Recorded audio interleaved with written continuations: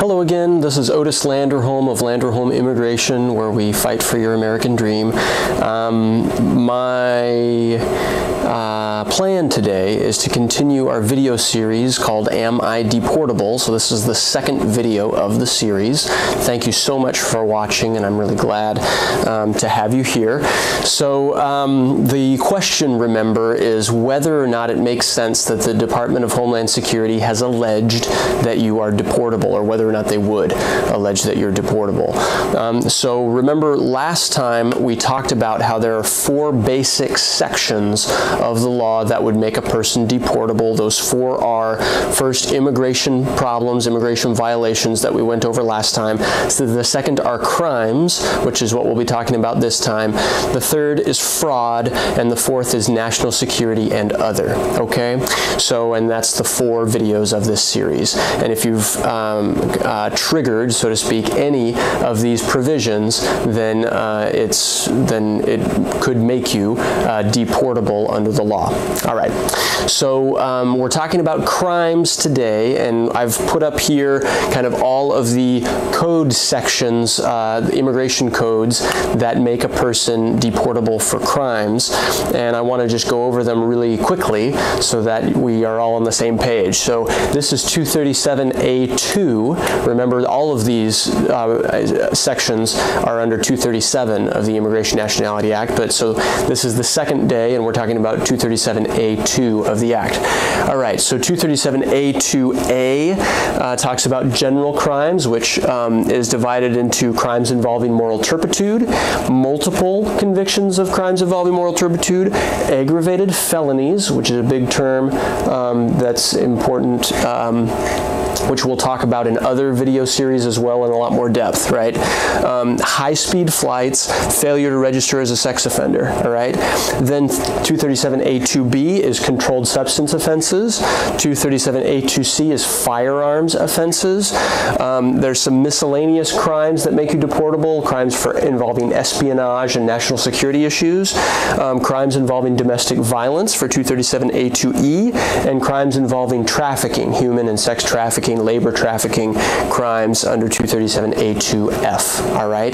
Those are all of the crime sections, but each one of those sections has subsections, and there are cases that have decided, you know, does a state conviction constitute this section of this type of crime for immigration purposes and things like that.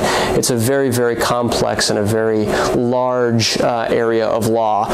And really, you know, we're going to cover it in a 5-minute video here. It's if you're facing this, and if you really have questions about it, and this will be sort of the point of my conclusion as well, but you really do need to talk to a lawyer to look at the specific charges that you have, or in the specific sentence and the specific record of conviction, to give you good advice about it. All right, but just to give you an overview, all right? So imagine, all right, imagine that I entered the United States in 2010 on a visa, and I adjusted status, and I got my green card in 2014, okay? Then in January of 2014, I was caught entering my friend's home with a crowbar in my hand, hoping to steal my friend's new iPhone, okay? I was arrested, and I'm facing burglary charges under California Penal Code Section 459, which is listed as a felony, okay? So if I plead guilty to that code section, will I become, quote-unquote, deportable, all right? So if you have a similar scenario, you really need to contact an immigration lawyer, and you need to look at it in a lot more depth. So when we're faced with criminal questions and with any issue of deportability related to crimes, there are 2 big questions to ask. The first question is, was I, quote-unquote, convicted, all right? And 2, which is a much more complex analysis often, was my crime categorically and then fill in the blank. Crime involving moral turpitude, was it categorically a crime involving a quote-unquote controlled substance offense? Was it categorically an aggravated felony? Was it categorically a firearms offense? All right? right? And so this categorical analysis, or this categorical approach, is a big deal.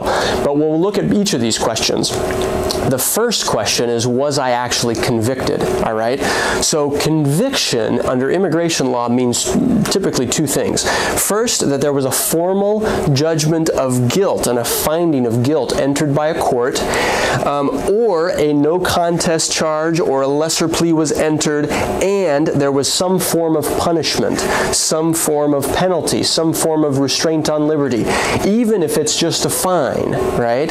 So if you're found guilty, or if it's no contest or whatever, and there's some kind of punishment, there's some kind of slap on the wrist even, right? Then immigration will find that you were quote-unquote convicted of it, all right? So a couple things to note, all right? Withdrawal of a guilty plea afterwards and expungements, quote-unquote expungements, which you may have heard of, do not necessarily undo a conviction. They really don't work for immigration purposes, all right?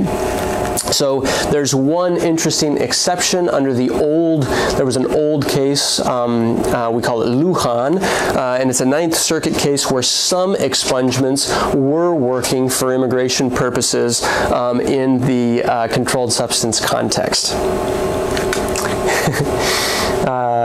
All right, so the next thing that I want to explain is that there are some pre-plea options, some diversion options that are sometimes available, and in some states and in some situations those can work to avoid a quote-unquote conviction under immigration law. Also, it's good to note that juvenile records are not quote-unquote convictions under the immigration nationality law, and also the vast majority of infractions, so, you know, very minor things that are not even charged as misdemeanors, often they are not quote-unquote convictions, but that will depend state by state, and it will depend on the specifics of your case. All right. So that's the first question. Was it a quote-unquote conviction? Typically, that is the more simple part of the analysis. The more complex part of the analysis is question number 2, which is it quote-unquote categorically a crime that would have consequences for immigration? So is it categorically an aggravated felony, categorically a controlled substance offense, categorically a crime involving moral turpitude? All right. So the categorical approach, right? So the problem is that immigration law is federal law, and the vast majority of crimes that someone is convicted of are crimes under a state, all right? There are federal crimes, of course, too, and most of the federal crimes it's a little bit simpler of an analysis, actually, but the state convictions, which is the majority of criminal convictions, often lead to this question of, is it, under this state, the same thing that the feds were getting at when they passed the immigration laws, all right? So, state laws don't really use the same language as federal laws do, and so we have to compare them and see, okay, is it categorically a match or is it not, all right? So it requires research. So we have to compare the language in the state criminal statute and the elements involved in what's required, what conduct is required to meet a conviction under that code section, and then we have to compare that with the language in statutes that are in decisions that immigration judges and other courts of appeals, have found constitute that type of offense, all right? So we have to analyze the statute that was in record in your case and compare it to the statutes in other people's cases that have already been previously decided, all right? The point is that it is not, you know, I don't want to explain all of the intersection of criminal law and immigration law here. We call it crimmigration. That's not the point. But the point is that, one, if your lawyer does not know the words categorical approach or does not know about the categorical analysis, do not hire that lawyer and do not work with them if you've been charged with a crime, okay? You need somebody that knows how to do this type of legal analysis. If you have criminal convictions, immigration laws can be very, very, very harsh against you, okay? And so you should have your convictions analyzed by an expert in this area who knows what they're doing and who understands how to compare the laws that you were convicted under versus the federal laws, all right? Also in that, you really want to think about all of the arguments that an attorney could make on your behalf to allege that you are not deportable. If you've been accused of a crime and if you're going through the criminal defense process, it's also very important to note that it's good to contact an immigration attorney even before you enter any plea whatsoever so that you are best informed of all of the immigration consequences that any guilty plea would possibly bring. All right?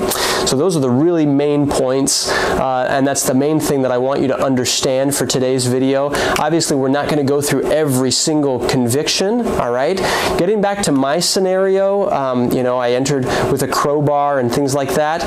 It's very possible that I would be alleged with deportability, all right? And it's very possible that I would be subject to mandatory detention even, which I didn't even get into. But it's also true that I would have strong arguments. 459 of the California Penal Code has arguments that it is not an aggravated felony and has arguments that it's not a crime involving moral turpitude. And so, but please, you know, don't rely on this video. Please contact an immigration attorney or feel free to contact my office, and let's look specifically at your record of conviction so that we can give you good advice as to whether or not the Department of Homeland Security might allege that you're quote-unquote deportable. All right? Hopefully that was helpful. Thank you very much for watching. And remember, if you have any criminal conviction whatsoever, please contact an immigration attorney. And thank you very much. All right. Bye-bye.